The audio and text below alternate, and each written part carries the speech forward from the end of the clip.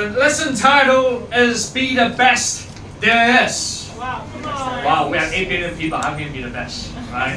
I remember on my interview to a job that I was not qualified, being viewed as not qualified for. And this is what I said.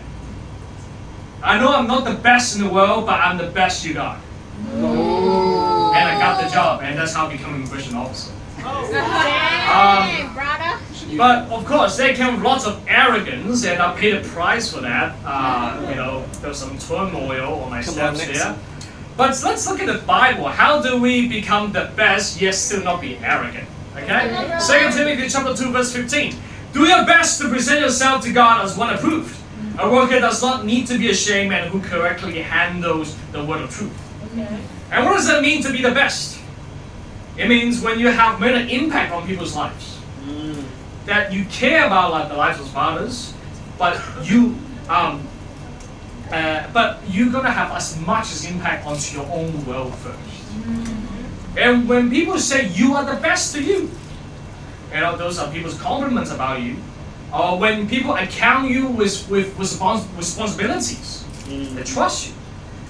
Or when you have uncompromising boundaries, that's when you mean what you say. Yeah.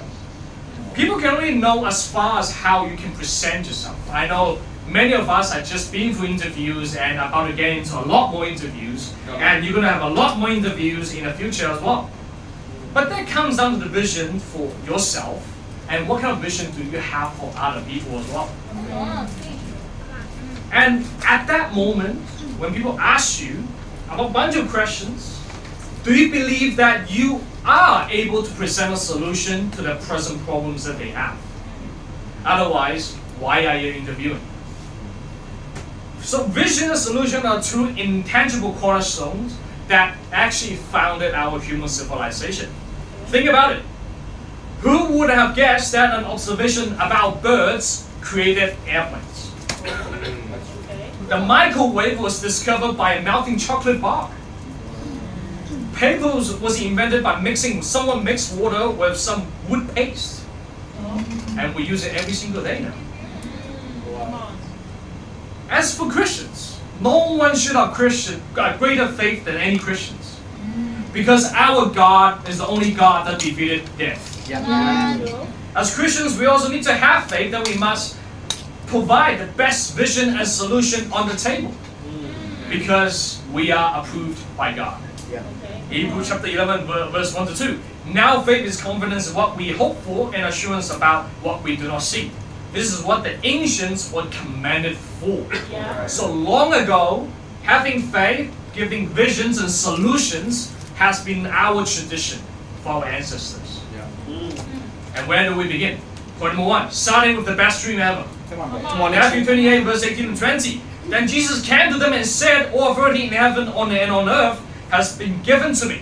Therefore go and make disciples of all nations, baptizing them in the name of the Father and the Son and the Holy Spirit, and teaching them to obey everything I've commanded you, and surely I am with you always to the very end of the age. So this is so-called a Great Commission by Jesus. But when we look deeper into it, Jesus is not calling us to grow His church by numbers, just by numbers. There's more than that. But if we don't understand this, that's why many Christians can grow tired about evangelism.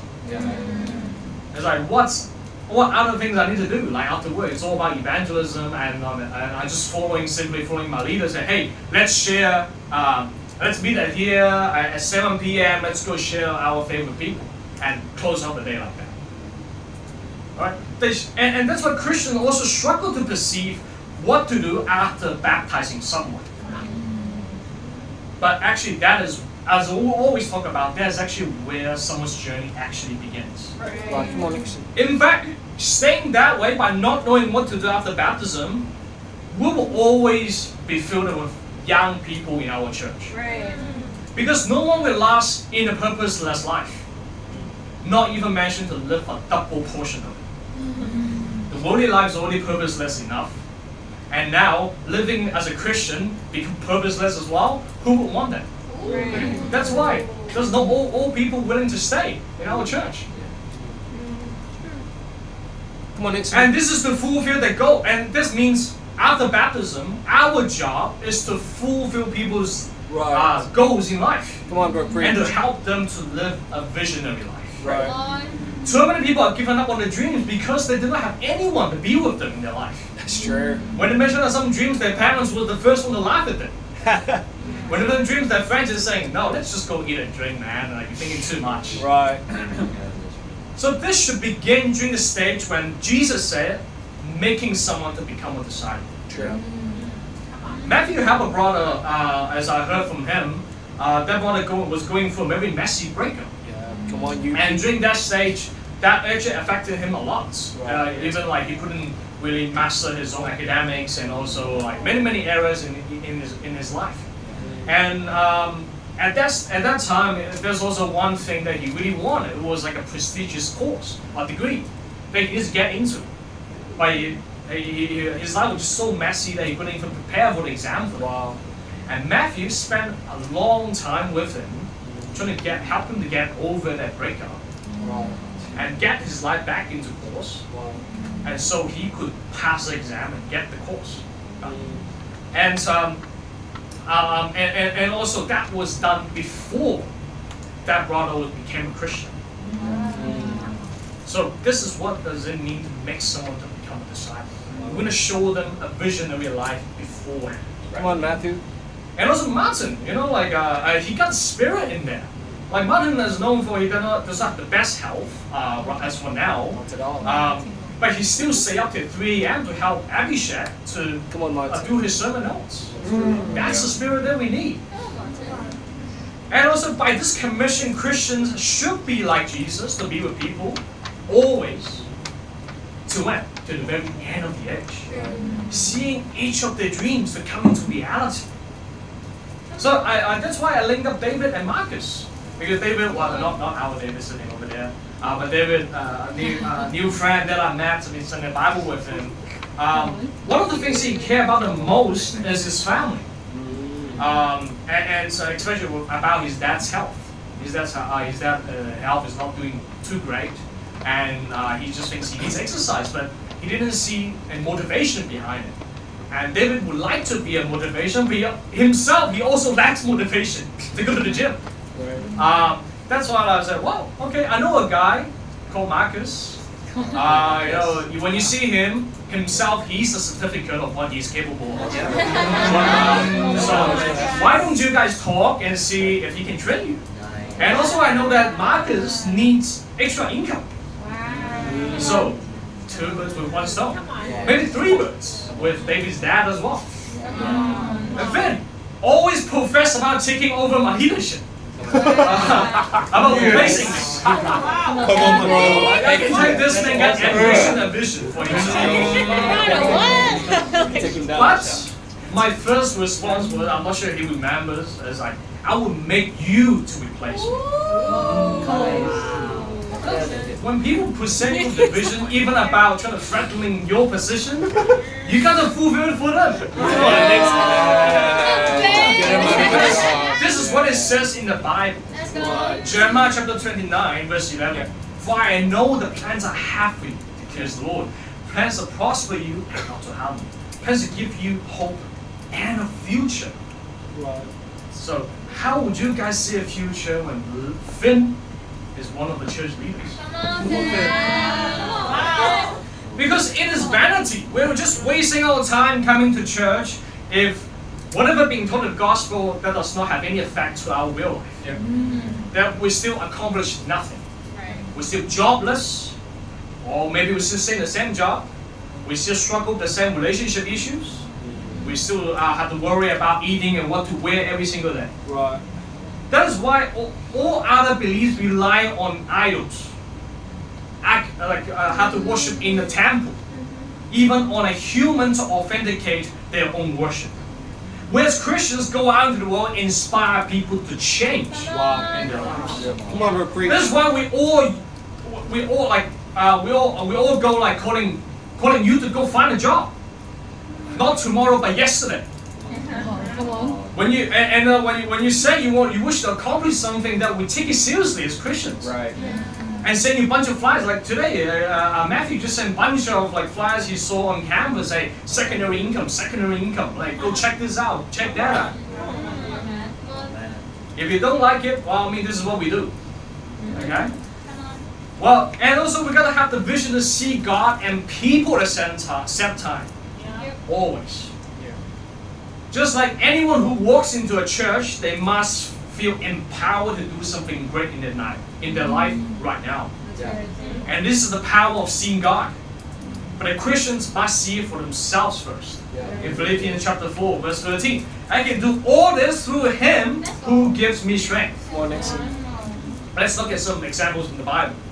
Moses took 1 million people from a comfortable life, although they were being suppressed in Egypt, a city life, out of a barren desert, simply for the dream of entering the promised land, which they don't even know what that looks like. This flow with milk and honey. So I can get it in Egypt by going out. Hebrews chapter 11, verse 27.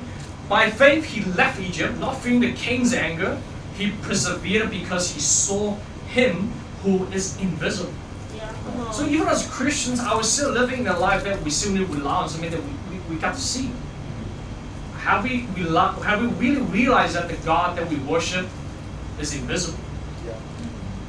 Elisha led his people out of a devastating siege against him. That army could have annihilated his people. But instead, he saw the power of the army of God over his difficulties, over his challenges. 2 Kings chapter 6, verse 15 and 18. When the servant of the man of God got up and went up early in the next morning, an army with horses and chariots had surrounded the city. Oh no, my lord, what shall we do? The servant asked. Don't be afraid, the prophet answered. Those who are with us are more than those who are with them. And Elisha prayed, open his eyes, Lord, so that he may see. He's praying for his servant. Then the Lord opened the servant's eyes, and he looked and saw the hills full of horses and chariots of fire all around Elisha. As the enemy came down towards him, Elisha prayed to the Lord, strike this army with blindness. So he struck them with blindness, and Elisha had eyes. So this is the great man that have done things out of faith, pure faith for God. So the vision for any Christian church is compiled with, of course, the Bible, God's decree, but also got to include with fulfillment of the goals of the ones who are in His kingdom. Right. Because in Galatians chapter 6, verse 9 to 10, it says, let us not become weary in doing good, but at the proper time when we will reap and harvest, if do not give up. Therefore, as we have opportunity, let us do good to all people, especially to those who belong to the family of believers. So good works are more than prayers.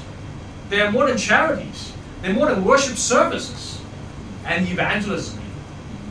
It's all about seizing opportunities to get involved with people's lives. Without such a spirit, a church is no different than a service center. They give like welfare to people. All people, believers and non-believers, are the people we must serve. But we must start with our own brothers and sisters. That is why Matthew earlier on, like last week, just asked you about your goals until the year end. And here's my vision for the Young Child Bible Talk. Alright, the first one, I'd like to see HKU to be split into 2 Bible talks by the end of the year. That means leaders will be raised for my Bible talk within the next 4 months. I'm not just talking about the ones can lead Bible discussions. I mean, people can lead people's lives. Second, a day trip to Guangzhou. I will happily to be a tour guide. Third, everyone to be self-sufficient. Probably I'm going to have like my Bible talk to lead a weekly social event like the ones on Meetup. And to establish a consistent side income for all of you. And the fourth one is to become, we're going to establish a club or association on HKU. That means we no longer have to be kicked out from classrooms. We no longer have to get up there like as early as possible to get a room when semester starts. We can outrightly book them So are you serious about your goals this year? If so, please reply to Matthew's message. And also ask for what your friends want. Not just brothers and sisters, but ask for the friends that you know in the world. What do they want? See what you can do, see what you can help with. Right. Because it gets to, now we're coming down to point number 2. We got to be the witnesses of the best thing that ever happened to people's lives. But first, we must be willing to get dirty first. That's true. John chapter 9, verse 1 to 7. As he went along, he saw a man blind from birth. His disciple asked him, Rabbi, who sinned, this man or his parents, that he's born blind? Right. Neither this man nor his parents sinned, said Jesus. But this happened so that the works of God might be displayed in him. Come on. As long as it is day, we must do the works of him who sent me. Night is coming when no one can work. While I am the world, I am the light. While I'm in the world, I am the light of the world. Come on. After saying this, he spat on the ground, made some mud with saliva, and put it on the man's eyes. Go, he told him, wash in the pool of Siloam. This means sent. So the man went and washed and came home seeing. Let's go. So as you can see, for someone to see the light once again, Jesus used the 2 dirtiest things in the world you can imagine: saliva and mud. Again, there was sister in Sydney, she left God, and she got into ended up got lots of, unfortunately, getting into lots of abuses, even rapes from family members. It's the worst thing you could ever imagine. But the sisters in Sydney chose not to give up on her, and chose to get dirty in the situation, to go and deal with those complicated relationships and trauma between her and her family. And many people will have just left because it's too chaotic. They might get sued on court, they might worry. But they didn't. And that sister returned to God, and now she's a radiant. Come on. And also there was a sister in India. She was, because of her faith to believe in Christ, leaving Hinduism, she was being tied down on a chair and getting electrocuted. She was tied on a chair for 3 days at home. So that's why one day she disappeared from church. She was still studying the Bible. And the disciples started getting worried. It's 3 days, there's no message, nothing. But they know where she lived. And they tried to went to her house, and of course the family kicked out the disciples and threatening to burn down the church even. But that sister continues to pray for 3 days. With just some water and bread. She prayed for 3 days, and somehow that rope got loosened. And she managed to escape the house. And now she's a baptized disciple and married in India. Wow. Let's go. So it took people to get dirty for someone to see the light once again. So because as you can see, Jesus never missed out on anyone's transformation with everyone that he had met. He was so urgent that no, I see your problem, let's deal with it now. So before we get dirty, our friends wouldn't even have a chance to choose to wash their eyes. So Jesus expected the blind man even to quit being a beggar afterwards, as you can see. It's like, okay, now I put the mud on your face, go and wash it. So still, the beggars still need to take the action to remove the dirt. Right. And this is how Jesus went above and beyond now with his charity work. He didn't just give him back the vision, he gave him the vision of his life. And his life changed absolutely afterwards. So if you read the whole passage in there, but too long. Do we see the problems through your ability, or it is another moment for God to perform his miracle? How urgent do you respond to people's wishes, even those wishes may seem so insignificant to you? Right. Just for example, when Marcus one of our mentoring time, which we were talking over a coffee, and he asked me, hey, can you help me to adjust my CV? And I made a new one for him. Why? Because he needs to learn how to make a good CV, so I taught him step by step how to make a complete new one and a good looking one as well. Come on. Even though I could have just verbally told him, hey, just do this and that. And Finn asked me how to lead a Bible discussion one time when I was working on HKICC. Come on. And I took him right into a classroom and I showed him step by step how to do it. And he's now leading my Friday night Bible discussion. Come on, brother! And also a brother in Auckland. We were just walking on the street, and he just kind of mentioned, man, I'm so horrible in managing my finances. I'm always broke, man. And I hopefully, I don't know, like, I always ask from people for accountability, but I just don't know how. And I was just like, okay, well, do you want to give this a try? Give your bank account to me, Okay. and I'll arrange your weekly expenses for you. Wow, come on. And I've been doing those since, you know, like I changed his password with his phone banking and everything, even his ATM card. I changed his password. So I don't know if that's stealing. I don't know, but out of his consent, of course. And through a bit of time, I helped him to do budgets, and for 3 months, I think I've been doing this for 3 months with him, and he developed a lifestyle of managing his own budget because he only got used to spending money in such a way that happened to be disciplined. Right.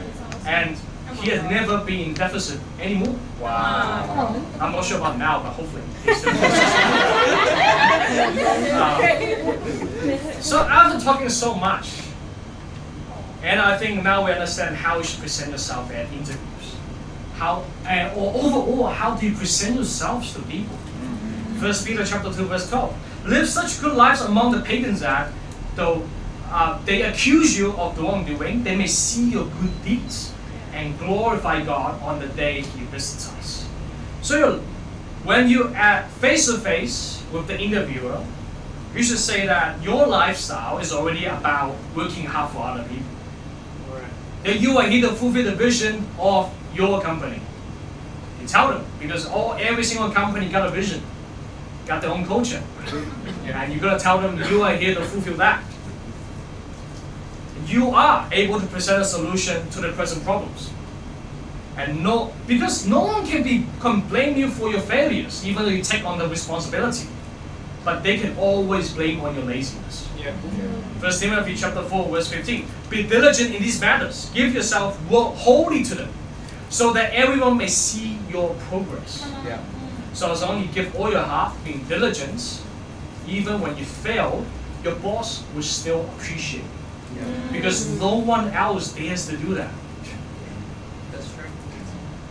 And of course, only a position filled with responsibilities desire such an answer.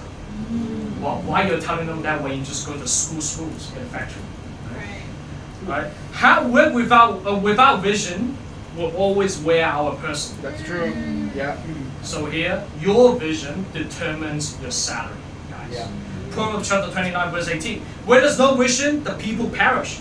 But he that keepeth the law, happy he is. So yesterday, 2 nights ago, I had a conversation with Jackson. We talked about work. And so I mentioned about at what point I started to find my job boring before I got into my ministry. So while working as an immigration officer, it was an exciting job. You get to analyze different profiles, get details, investigate, interview with people. Every single case is a different case. But just before I left my job, the new AI system came online. It replaced most of the manual work. So 70% of the job were being replaced by computer. And after the training, the conclusion by the manager is, if something goes wrong, blame the system. So we no longer have responsibilities. All we do is clicking. No more decision making. So the job became so boring to the fact that we have to fight to get difficult cases. So here's the catch, guys.